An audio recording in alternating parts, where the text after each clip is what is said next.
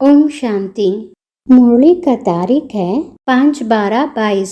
प्रातः मुरली। बाप दादा मधुबना। मीठे बच्चे, जितना ज्ञान रत्नों का दान करेंगे उतना खजाना बढ़ता जाएगा। विचार सागर मंथन चलता रहेगा। धारणा अच्छी होगी। प्रश्न: जिन आत्माओं के भाग्य में बेहद का सुख नहीं है, उनकी निशानी क्या होगी? उत्तर: वह ज्ञान को सुनेंगे, लेकिन ऐसे जैसे उल्टा घड़ा। बुद्धि में कुछ भी बैठेगा नहीं। अच्छा अच्छा करेंगे, महिमा करेंगे, कहेंगे हाँ सबको यह सुनाना चाहिए। मार्ग बहुत अच्छा है, परंतु खुद उस पर नहीं चलेंगे। बाबा कहते यह भी तकदीर, तुम बच्चों का फर्ज है सर्विस करना। हजारों को सुनाते रहो, प्रजा तो बनती है। माँ बाप मिसल बेहद के भाव से वर्षा लेने का पुरुषार्थ करो। नॉलेज को धारण कर आप समान बनाते रहो। गीत: तकदीर जगाकर आई हूँ। ओम शांति। तकदीर सदैव 2 प्रकार की होती है, एक अच्छी दूसरी बुरी, एक सुख की दूसरी दुख की। भारत के सुख की तकदीर भी है तो दुख की तकदीर भी है। भारत ही सुखधाम था, भारत ही दुखधाम है। मकान नया है तो अच्छी तकदीर है, पुराना है तो बुरी तकदीर। भारत ही पहले नया था, अब फिर पुराना हुआ है। इन बातों को भी तुम बच्चे ही समझ सकते हो, दुनिया नहीं जानती। तुम्हारा ध्यान इन बातों तरफ खिंचवाया जाता है कि बच्चे तुम कितनी तकदीरवान थे। देवी देवता विश्व के मालिक थे, अभी नहीं है। अच्छी तकदीर बदल अब बुरी हो गई है। अच्छी तकदीर कैसे और कब होती है यह समझने की बात है। समझाने वाला एक ही बेहद का बाप है।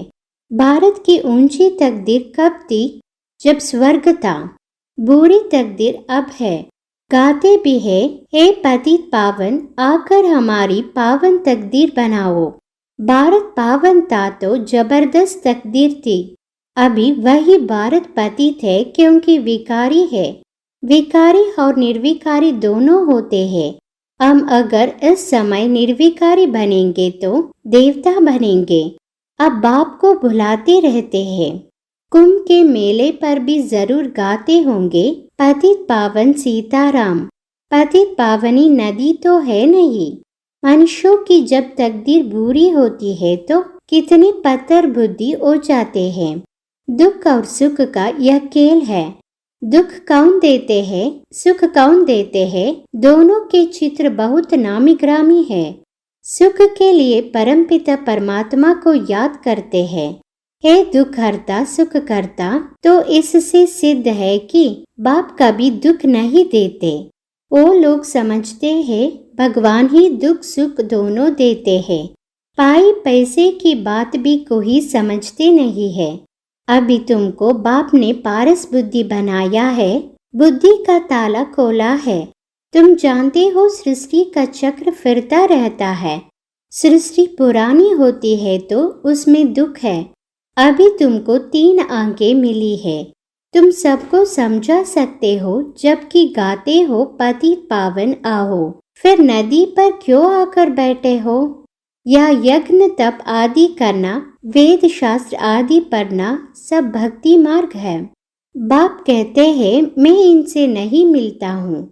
जब तुम्हारी भक्ति पूरी होती है तब मैं आकर सद्गति देता हूँ। योग का भी ज्ञान चाहिए, पावन बनने के लिए भी ज्ञान चाहिए। शास्त्र पढ़ने से तो पावन बनने की कोई बात नहीं। विवेक कहता है भारत जब पावन था, संपूर्ण निर्विकारी था, तब धनवान भी बहुत थे। ऐसे धनवान और पवित्र किसने बनाया? क्या गंगा स्नान करने से बने या शास्त्रों को पढ़ने से बने?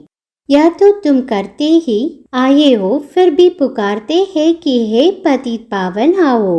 जब पतित दुनिया का समय पूरा होगा तब ही पतित पावन बाप आकर स्वर्ग की स्थापना करेंगे। पावन दुनिया है सतयुग, पतित दुनिया है कलयुग। यह कोई समझते नहीं है कि पतित पावन एक ही परमात्मा है। गाते हैं पतित पावन सीताराम। उसका अर्थ भी बाप ही समझाते हैं कि सभी सीताओं का राम एक ही परमात्मा है। कहते हैं सबका दाता राम। दाता क्या, यह भी नहीं समझते हैं। बाप समझाते हैं सबका दाता राम तो एक निराकार ही है। बुद्धि को बिल्कुल ताला लगा हुआ है, बुद्धि में बैठता ही नहीं है। सतयुग में सब पारस बुद्धि है, नाम ही है पारसनाथ, पारसपुरी। तुम बच्चे भी इस समय पारसनाथ बनते हो।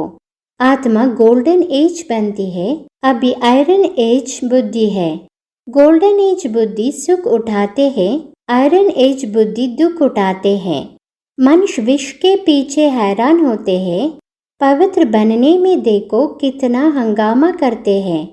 गाया भी हुआ है कंस, जरासंधी, दुशासन, पूतना, शूर्पणखी। यह सब पास्ट की बातों का गायन है, जरूर संगम युग का ही गायन है। हर बात संगम की ही गाई जाती है। बाप कहते हैं मैं भी पतितों को पावन बनाने एक ही बार आता हूँ। तुम जानते हो कि बाबा का धंधा ही है पतितों को पावन बनाना। बाप रचिता है तो जरूर नहीं रचना ही रचेंगे। रावण है पतित बनाने वाला, बाप है पावन बनाने वाला। उसका यथार्थ नाम शिव है। शिवरात्रि भी बनाते हैं, रात्रि का भी अर्थ तुम समझते हो।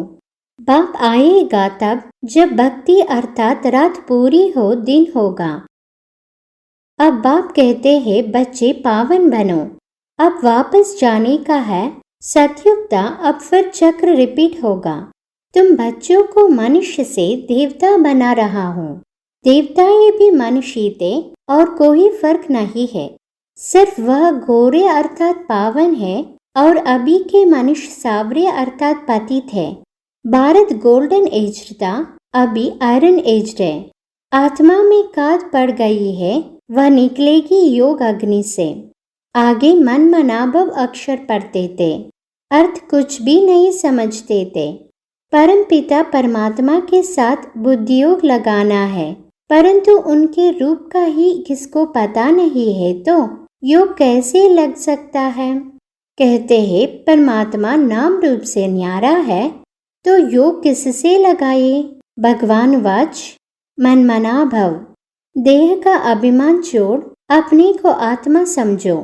आत्मा का रूप क्या है। कहते हैं आत्मा स्टार है, प्रकृति के बीच में रहती है, तो आत्माओं का बाप भी ऐसा ही होगा। उनको फिर नाम रूप से न्यारा कहते हैं। बाप के लिए कहते हैं ब्रह्मा है, अखंड ज्योति तत्व है। ब्रह्मा तो बेअंत हो गया, जिसे आकाश का अंत नहीं पा सकते। अच्छा कोई करके अंत पा भी लेवे, परंतु उससे मुक्ति जीवन मुक्ति तो कोई को मिलती नहीं है। मुक्ति जीवन मुक्ति का अर्थ भी तुम बच्चे ही समझते हो। दुनिया तो कुछ भी नहीं जानती। गाते भी है ज्ञान का सागर मनुष्य सृष्टि का बीज रूप है। सत्य है, चैतन्य है, पतित पावन है तो जरूर पतित दुनिया में आएंगे। तुम समझाते हो जब ज्ञान है तो भक्ति हो न सके। ज्ञान है दिन सतयुग त्रेता, भक्ति है रात। ज्ञान का सागर परमपिता परमात्मा है, ना कि पानी। यह सबको समझाना है। सारे भारत को कैसे पैगाम देना है, उनके लिए बाबा अच्छी अच्छी युक्तियाँ समझाते रहते हैं। मेला तो वास्तव में आत्मा और परमात्मा का ही गोया हुआ है। परमात्मा तो एक ठहरा, परमात्मा सर्वव्यापी है। यह कोई हिसाब नहीं बनता है। पापी आकर सबको दुख से छुड़ाते हैं। दुख में सिमरन सब करते हैं, कितनी रडियां मारते हैं। पूछो यह कब से करते आए हो। कहते हैं परंपरा से। फिर पावन तो कोई हुई नहीं और पतित होते गए। तुम्हारी बुद्धि में अब सारा ज्ञान भरा हुआ है। ज्ञान को कहा जाता है ब्रह्म का दिन, विष्णु का दिन नहीं कहते, क्योंकि ज्ञान अभी ही मिलता है। दिन प्रतिदिन पॉइंट्स रिफाइन निकलती जाती है। जीवन मुक्ति है भी सेकंड के भांता। फिर कहते हैं ज्ञान का सागर है, कितना भी लिखते जाओ अंत नहीं आएगा। बाप जब समझाकर पूरा करते हैं तो फिर इम्तिहान भी पूरा हो जाता है। शुरू से लेकर कितना सुनते आए हो। गीता तो बिल्कुल छोटी बना दी है, कितनी ज्ञान की बातें है। समझाना भी बहुत सहज है। बरोबर सतयुग में एक धर्म था, अभी तो कितनी धर्म है, कितना हंगामा है। आपस में हंगामा हो गया है। एक धर्म था तो लड़ाई आदि का नाम नहीं था, सुख ही सुख था। चक्र का राज बुद्धि में है। बच्चों को समझाया है तुम 84 जन्म कैसे लेते हो। चक्र रिपीट होता है। अभी तुम तमो प्रधान से सतो प्रधान बन रहे हो योग बल से। तुम अभी आस्तिक बने हो, त्रिकालदर्शी भी बने हो। दुनिया में और कोई भी रचता और रचना को नहीं जानते हैं। तुम बच्चे ही जानते हो, परंतु धारणा कर औरों को नहीं समझाते हैं तो पॉइंट्स भूल जाती है। एक माल बुद्धि में नहीं बैठता है तो दूसरा कैसे बैठेगा। दान देते जाएंगे तो खजाना भरता जाएगा। विचार सागर मंथन चलता रहेगा। किसको कैसे समझाए। भक्ति की महिमा तब है जब ज्ञान नहीं है। जो सर्वस पर है उन्हों की बुद्धि में नशा रहता है। नंबरवार तो है ही। महारथी वह जो दूसरों को आप समान बनाते रहते हैं, नॉलेज धारण करते हैं, पद भी उनको ऐसा मिलता है। यह मेहनत सारी गुप्त है। तुम बाप के बने हो तो समझते हो बाप से जरूर स्वर्ग का वर्षा मिलेगा। वह रावण होता नहीं। रावण का राज्य अलग है, राम राज्य अलग है। तुम बच्चे अभी समझते हो कि रामायण भागवत आदि में सब इस समय की बातें हैं। गुड़ियों का खेल है। पाप समझाते हैं इस समय सारा जड़ तमो प्रधान है, खत्म होने का है। तुम्हारी बुद्धि में सारा राज है। समझाने लिए कितनी युक्तियां बताते रहते हैं। समझेंगे फिर भी कोटों में कोई सैम्पलिंग लग रहा है। जो और धर्म में कन्वर्ट हो गए हैं वह सब निकल आएंगे। हिंदू वास्तव में है असुल देवी देवता धर्म के। समझाना है तुम भारतवासी देवी देवता नस्ल के हो ना। देवी देवताओं को ही पूजते हो। देवता ही तुम्हारा धर्म है। पहले तुम देवता थे, फिर तुम क्षत्रिय वैश्य शूद्र बने, अब फिर तुम ब्राह्मण बन देवता बनो। हम समझाएंगे भारतवासियों को। अब सैम्पलिंग लगता है। बाप बच समझाते हैं मैं कैसे शूद्र से कन्वर्ट करता हूँ। ब्राह्मण बन फिर देवता बनेंगे। कितनी समझानी अच्छी है। तुमसे कोई पूछे शास्त्र पढ़े हुए हो, बोलो भक्ति मार्ग में शास्त्र सब पढ़े हैं, परंतु सदगति तो बाप ही आकर करते हैं। तब तो तुम उनको बुलाते हो ना कि हे पतित पावन आओ। युक्ति से समझाओ तो समझेंगे जरूर। समझाने के लिए बच्चों में हिम्मत चाहिए। ड्रामा तुमसे सर्विस कराएगा, ऐसा देखने में आता है। कल्प पहले भी इसने इतना पुरुषार्थ कर यह पद पाया। बाबा से वर्षा पाने का पुरुषार्थ पूरा करना है। जबकि बाप का वर्षा मिलता है तो हम रावण के वर्षे को हाथ क्यों लगाए। क्यों न मीठे बन जाए। सर्वगुण संपन्न बनना है। यह है राजयोग। नर से नारायण बनने का अर्थात राजाई पाने का योग। बाप कहते हैं मैं कल्प के संगम युग पर आता हूँ। यह है चढ़ती कला का युग, बाकी सब है उतरती कला के युग। उतरती कला और चढ़ती कला होती है। यह चक्र बुद्धि में रहना चाहिए। बाप बैठ आत्माओं से बात करते हैं कि मुझे याद करो। यह अंतिम जन्म पतित नहीं बनो तो मैं तुमको विश्व का मालिक बनाऊंगा। क्या तुम मेरी नहीं मानेंगे? फिर तो बेहद का सुख भी तुम पा नहीं सकेंगे। तुम यह जन्म तो पवित्र बनो। मैं गारंटी करता हूँ तुमको विश्व का मालिक बनाऊंगा। बाप की भी नहीं मानेंगे क्या? जो फूल बनने वाला होगा इनको जड़ तीर लगेगा, भाग्य में नहीं होगा तो सुनेंगे ऐसे जैसे उल्टा गड़ा। प्रदर्शनी में तुम कितनों को समझाते हो, अच्छा अच्छा करते हैं, कहेंगे मार्ग बहुत सहज है, परंतु खुद कुछ भी करेंगे नहीं। सिर्फ महिमा की औरों को कहा अच्छा है, परंतु खुद चलना नहीं है, इससे क्या हुआ? कहेंगे तकदीर में नहीं है। ऐसे ऐसे प्रजा में आ जाएंगे, परंतु बच्चों में सर्विस का शौक होना चाहिए, हजारों को सुनाना पड़े। बेहद के बाप से वर्षा लेने के लिए माँ बाप मसल पुरुषार्थ करना चाहिए। अच्छा, मीठे मीठे सिखिलते बच्चों प्रति माता पिता बाप दादा का याद प्यार और गुड मॉर्निंग। रूहानी बाप की रूहानी बच्चों को नमस्ते। हम रूहानी बच्चों की रूहानी बाप दादा को याद प्यार और नमस्ते नमस्ते नमस्ते। धारणा के लिए मुख्य सारा। 1. बाप से पूरा वर्षा लेने के लिए अति मीठा सर्वगुण संपन्न बनना है। रावण के वर्षे को हाथ नहीं लगाना है। नॉलेज को धारण कर रूहानी नशे में यह सर्विस करनी है। बेहद का सुख पाने के लिए बाप की हर राय को मानकर उस पर चलना है।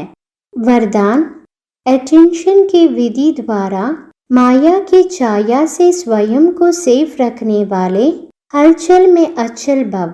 वर्तमान समय प्रकृति की तमो प्रदान शक्ति और माया की सूक्ष्म रॉयल समझदारी की शक्ति अपना कार्य तीव्र गति से कर रही है। बच्चे प्रकृति के विकराल रूप को जान लेते हैं, लेकिन माया के अति सूक्ष्म स्वरूप को जानने में धोखा खा लेते हैं, क्योंकि माया रॉन्ग को भी राइट अनुभव कराती है, महसूसता की शक्ति को समाप्त कर देती है, झूठ को सच सिद्ध करने में होशियार बना देती है।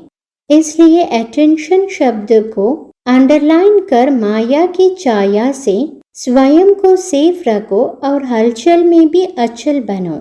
स्लोगन, हर संकल्प में उमंग उत्साह हो तो संकल्पों की सिद्धि हुई पड़ी है। ओम शांति।